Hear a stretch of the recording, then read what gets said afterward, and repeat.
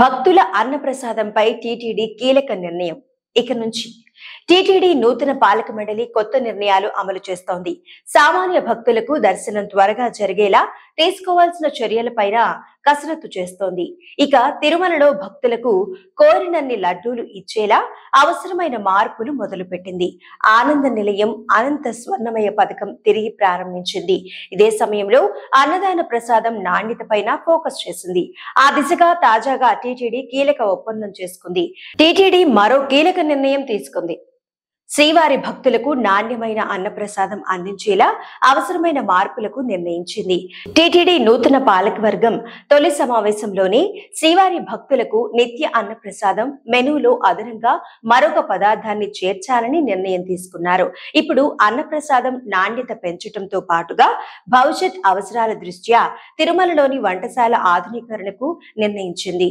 అందులో భాగంగా మెకనైజేషన్ తో పాటుగా వంటశాలలను పూర్తిగా మార్పు చేసేందుకు టీవీఎస్ మోటార్స్ తో టీటీడీ ఒప్పందం చేసుకుంది. ముందుగా మాతృశ్రీ తరిగొండ వెంగమాంబ అన్నదాన సత్రంలో పైలట్ ప్రాజెక్టుగా పనులు ప్రారంభించేలా నిర్ణయం జరిగింది.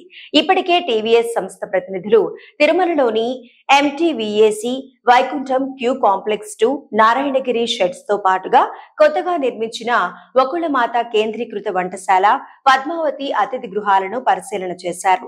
అక్కడ అందుబాటులో ఉన్న పరికరాలు అన్నప్రసాదం తయారీ విధానం గురించి సిబ్బంది నుంచి అడిగి తెలుసుకున్నారు. ఇక ఆధునిక పరికరాలు సమకూర్చేందుకు టీటీడీతో ఒప్పందం చేసుకునేందుకు నిర్ణయించింది.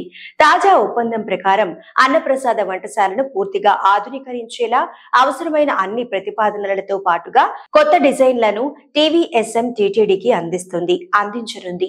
అదేవిధంగా వంటశాలను పూర్తిగా మార్చే నైపుణ్యం ఉన్న కన్సల్టెంట్ల బాధ్యత టీవీఎస్ఎం తీసుకోనుంది. ఇందుకు అవసరమయ్యే ఖర్చు ఆ సంస్థే భరిస్తుంది.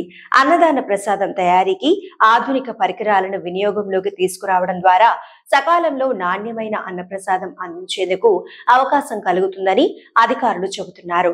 ఇటు అన్నదానంలో నాణ్యత పెంచేందుకు రైస్ మిల్లర్ల సంఘం నుంచి బియ్యాన్ని సేకరిస్తోంది.